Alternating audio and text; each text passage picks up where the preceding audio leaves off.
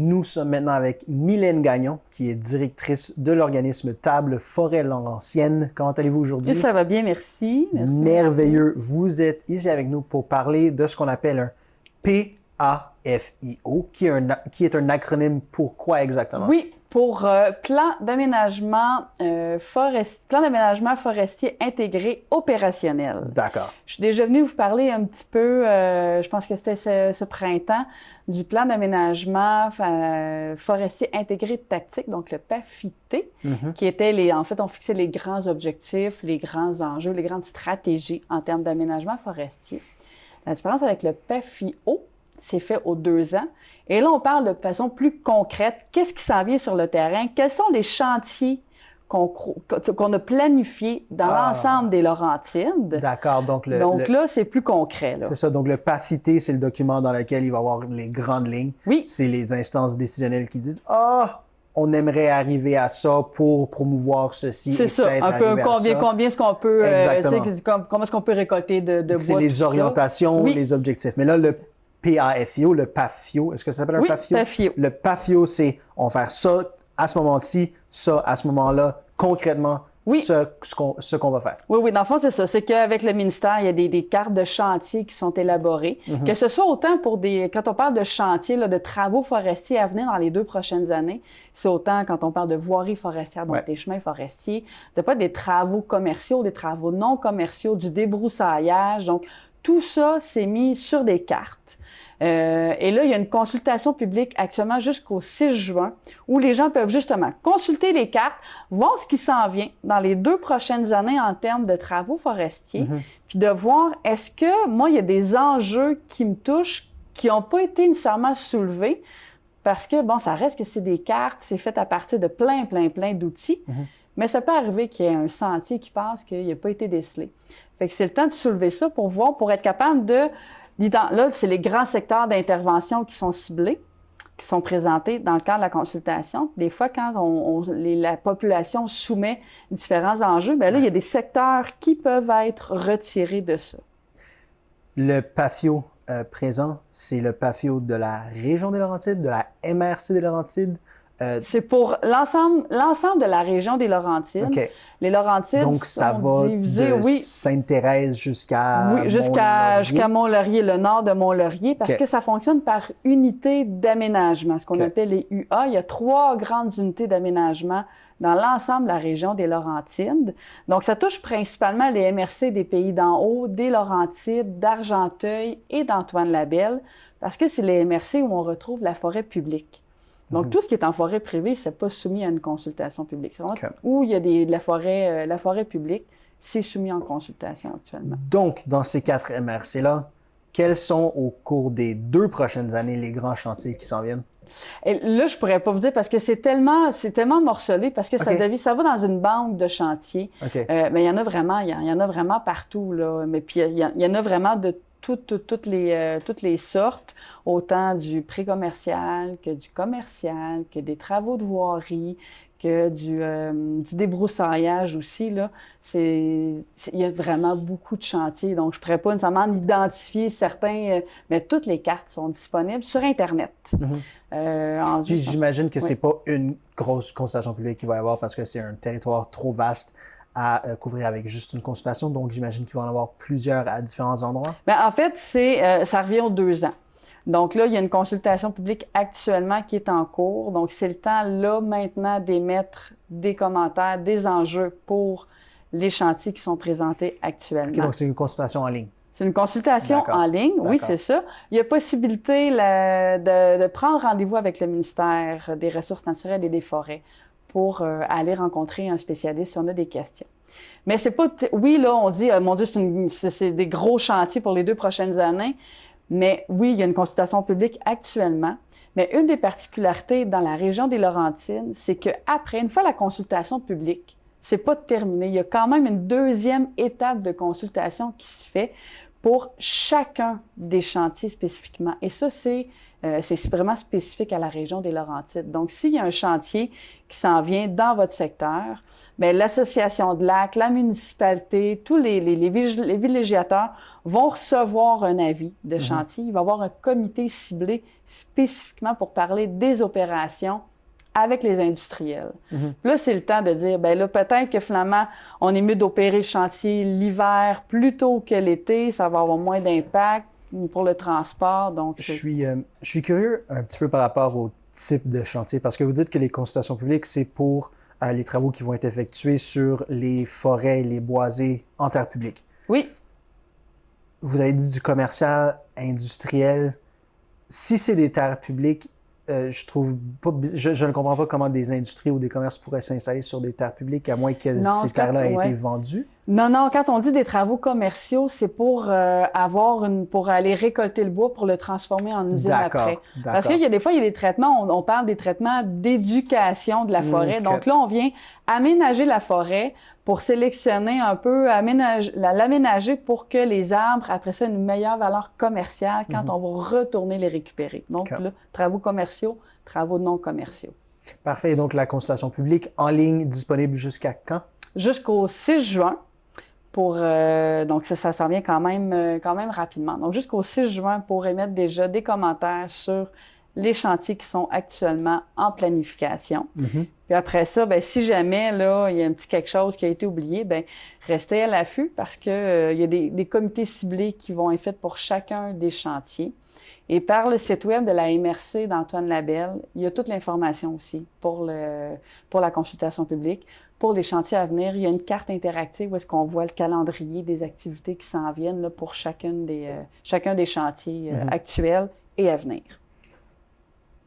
Le mois de l'arbre, c'est le mois de mai? Oui, on est en plein dans le cœur du mois de l'arbre. Exact. Et donc, dans le cadre du mois de l'arbre et aussi du jour de la Terre qui était en avril, je crois, oui, c'est le 22 il y a avril. Plusieurs villes et municipalités qui organisent leur journée de l'environnement ou leur journée de l'arbre, pendant laquelle ils invitent les résidents à venir ramasser, ça peut être des fleurs, ça peut être des plants de légumes, ça peut être des pousses d'arbres, du compost, du paillis, tout plein de choses. Et donc, ma question par rapport à ça que je vous pose, quel type d'arbres, donc, sont les meilleurs que ces municipalités-là peuvent donner aux résidents? Est-ce qu'il y a un arbre que moi, je peux planter chez nous qui est meilleur qu'un autre, qui est meilleur pour l'environnement, qui brûle le plus de CO2? Je connais très peu ça, donc je vous pose tout plein de questions. En fait, les arbres qui sont... chaque arbre va avoir son type d'environnement qui est différent. Donc, il n'y a pas un arbre qui ressort du lot plus que les autres. Ça dépend vraiment du type de sol où il va être planté, de son exposition au soleil. Donc, dans le cadre du mois de mai, du mois de l'arbre et des forêts, nous, Ta Forêt, on a coordonné la distribution de 56 000 plants d'arbres à travers les Laurentides via les municipalités, les écoles, tout ça. Donc, il y a une grande diversité d'essences dans chacune des municipalités, dans chacune des journées de distribution. Qu'est-ce que vous voulez Essence d'arbres. C'est quoi une essence d'arbre? Une essence d'arbre, qu'on parle d'érable à sucre, d'érable rouge, de bouleau jaune, de pin blanc. C'est un type d'arbre? Le terme technique, c'est une essence d'arbre? Oui, c'est ça, une essence d'arbre, c'est ça. Donc, il y a vraiment une grande diversité d'essence d'arbres dans les municipalités pour justement être capable d'adapter chacun des plants au milieu où va être planté. Comme exemple, le bouleau jaune, lui, il va bien faire dans un milieu humide, dans un sol qui est un peu plus humide. Donc, parfait pour faire du reboisement de bandes riveraines. Tandis que tout ce qui est épinette ou pin vont préférer un sol un peu plus, mieux drainé, un peu plus sableux. Fait que c'est vraiment d'y aller. Souvent, dans les distributions municipales, il y a tout le temps des gens, nous, Ta Forêt, on se promène un peu partout, mais on ne peut pas être à 70 endroits en même temps. Donc, il y a tout le temps des gens qui connaissent ça, qui peuvent aider les citoyens à mieux se renseigner, savoir quel arbre choisir. Puis s'ils ont un arbre qu'ils veulent vraiment, bien, où le planter pour qu'il soit dans son meilleur environnement possible. Y a-t-il un type d'arbre qui brûle plus de CO2 qu'un autre? Non. Non. Chaque essence d'arbre va capter son CO2 parce que c'est avec ça qu'il fait sa nourriture qui grandit. Donc, chacun des arbres a son utilité puis va être un bon capteur de CO2. J'aimerais parler un petit peu de l'utilité puis de la nécessité des arbres parce que de plus en plus, on a la densification. Oui. Puis même ici, dans le nord, ça commence à nous rattraper. Donc, la densification fait en sorte qu'il y a de plus en plus de ménages, de résidences dans un endroit concentré. Et donc, l'asphalte foncé s'étend quasiment à perte de vue dans les milieux densifiés. Donc, ça crée les îlots de chaleur. Et la meilleure arme contre ces îlots de chaleur-là, ce sont les plantes, les arbres en particulier, puisqu'ils nécessitent moins d'entretien. Donc, parlez-moi un petit peu de cette nécessité-là puis de l'utilité des arbres dans ces circonstances-là. Bon, l'utilité des arbres, de façon générale, c'est sûr que pour abaisser la température, de façon générale, les îlots de chaleur, ça fait de l'ombre, ça crée de l'humidité aussi. Nos arbres respirent, transpirent, donc ça crée. C'est pour ça qu'il y a une certaine fraîcheur. Et c'est pour ça que là, dans le mois de mai, c'est plus propice aux feux de forêt parce qu'il n'y a pas d'humidité dans l'air, parce que les arbres n'ont pas encore leurs feuilles.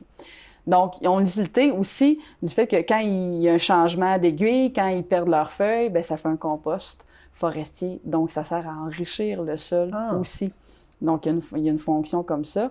Puis, bien, c'est pour ça qu'il faut le plus possible d'arbres en ville, puis une diversité aussi, parce qu'on l'a vu, exemple, à Montréal, avec la grille du frêne qui est très présente, bien, c'est des rues au complet qui ont été obligées de couper les arbres parce que c'était tout du frêne qu'il y avait dans la rue.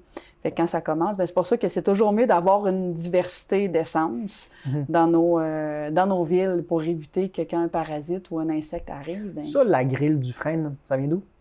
Ça vient d'Asie. C'est arrivé, tu sais, la plupart des parasites arrivent souvent par des containers, des trucs comme ça.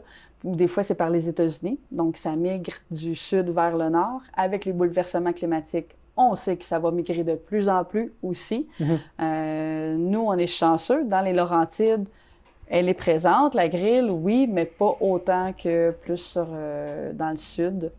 Donc, je vais poser une question qui peut sembler idiote, mais je vais la poser tout de même.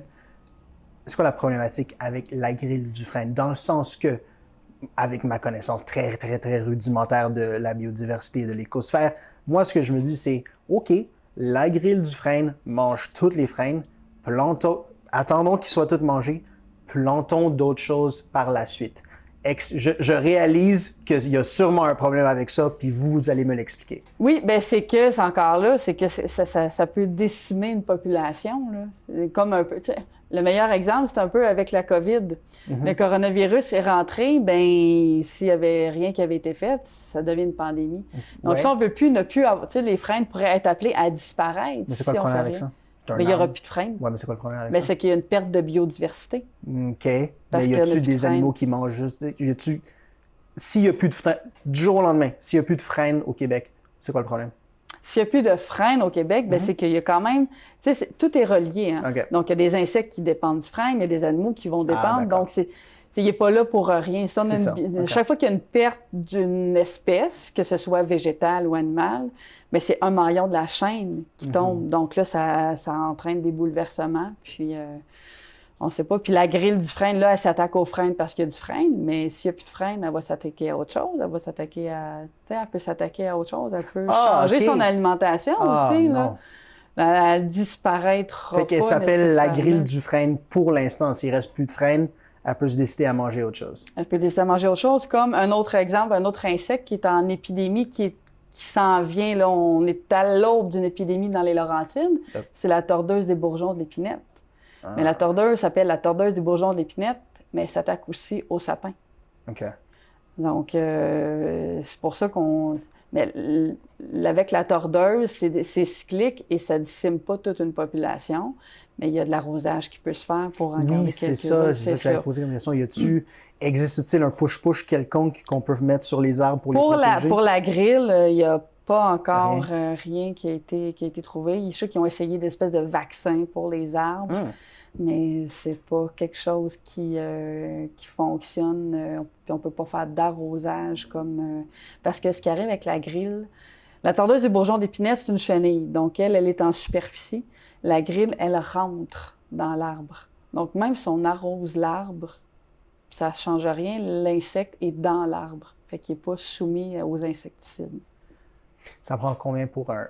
La grille, ça se promène en troupeau? En pack? Ça se promène en quoi? C'est comme La grille, c'est un insecte. Fait que Il n'y aura pas de volée de nuages comme de nuages d'agril. Là. Mais c'est parce que je me dis, ça en prend beaucoup pour manger un frêne. Mais c'est pas que ça le mange. Ah! C'est que il rentre dans le bois, il creuse des galeries, puis il amène des pathogènes avec lui aussi. Ah, OK. C'est ça. Donc, c'est la même chose pour l'orme. Il y a une maladie aussi, la maladie corticale de l'orme. Puis, là, chaque essence d'arbre a toujours... Oui. Ils ont tous chacun un prédateur, là, d'une certaine façon. Puis, des fois, c'est pas tant l'insecte qui est le problème. C'est les champignons ou les pathogènes que l'insecte amène en rentrant dans l'arbre, en creusant des galeries. Donc, c'est pour ça que des fois, on ne peut pas toujours intervenir comme on veut. Puis des fois, la meilleure façon d'intervenir, c'est d'éradiquer. Par contre, tous ces arbres ont toujours existé. L'agril a toujours existé. Il y a toujours eu un équilibre. Qu'est-ce qui a interrompu cet équilibre-là et pourquoi est-ce qu'on se ramasse maintenant avec des épidémies? Oui, c'est que les bouleversements climatiques, ils font pour beaucoup. Parce qu'il y a certains insectes qui ne réussissaient pas. Oui, ils étaient présents au Québec, mais l'hiver, avec les froids qu'on connaît, ils ne survivaient pas. Donc, c'était juste des petits épisodes estivaux, disons ça comme ça. Mais là, les températures réchauffent. Il y a de moins en moins de gros froids, de grands froids. Donc, les insectes sont capables de survivre à l'hiver. Donc là, ils ont des nouveaux cycles qui se créent. C'est pour ça que ça devient... C'est pour ça qu'on surveille de plus en plus ça. Puis souvent, c'est des espèces qui sont exotiques et qui deviennent envahissantes. Comme le myriophylle AIP. Quand c'est pas indigène, habituellement, c'est problématique. C'est problématique, comme la coccinelle asiatique, comme il y en a plein. Bon, il y a des coccinelles asiatiques qui viennent... Qui mangent quoi? Qui font compétition à nos coccinelles indigènes, là. Puis les coccinelles, eux, mangent des pucerons, mais il y en a, je pense que celle-là est problématique parce qu'elle prend l'environnement des coccinelles indigènes, là. Mais là, ça, c'est pas mon champ de spécialisation, la coccinelle. Mais tout ça pour dire que oui, il y a des équilibres qui se font, mais avec les bouleversements climatiques, on sait que les modèles vont changer parce que les modèles climatiques changent. Donc, s'il y a plus de grand froid, ça implique que certains insectes, certaines maladies, survivent à nos hivers. Puis j'imagine peut-être que nos essences d'arbres sont plus vulnérables parce qu'elles n'ont pas eu le temps de s'adapter à ces espèces exotiques, dans le sens où, puis peut-être que je me trompe, et corrigez-moi si je me trompe, les essences d'arbres en Asie, puisque ça fait des années, des siècles qu'elles deal ou qu'elles se font attaquer par ces insectes exotiques-là, ces insectes asiatiques-là. Est-ce qu'elles ont eu le temps de développer des mécanismes de défense? Ça peut arriver, là, j'ai pas utilisé la question, mais oui, parce que, exemple, si on regarde avec la tordeuse des bourgeons d'épinette, ça vient par cycle. Tu sais, c'est des cycles à peu près, je pense, au 10 ou 20 ans que ça revient, peut-être même un peu plus espacé. Bien, c'est sûr que quand c'est indigène, oui, nos arbres ont la capacité de développer certains mécanismes de défense ou... Puis ça crée des individus, quand on parle d'arbres, qui sont un peu plus forts, un peu plus résistants. Mais là, effectivement, c'est la problématique, c'est des insectes qu'on ne connaît pas puis qui s'attaquent autrement à nos arbres. Donc, le mois de mai, c'est le mois de l'arbre. Oui. Est-ce qu'il y a, durant le reste de l'année, un mois de la fleur, un mois du légume, un mois du fruit? Est-ce qu'il y a quelque chose d'autre qui s'en vient? Je parle principalement du mois de l'arbre et des forêts. Donc là, je pourrais pas... absolument, en septembre, là, avec l'Union des producteurs agricoles, il y a toujours des fêtes avec des agriculteurs, mais après ça, pour le reste des fêtes botaniques, là, je pourrais pas vous dire, je m'avancerai pas là-dessus. Parfait. Madame Gagnon, c'est toujours un plaisir de vous recevoir. Merci beaucoup d'avoir été parmi nous.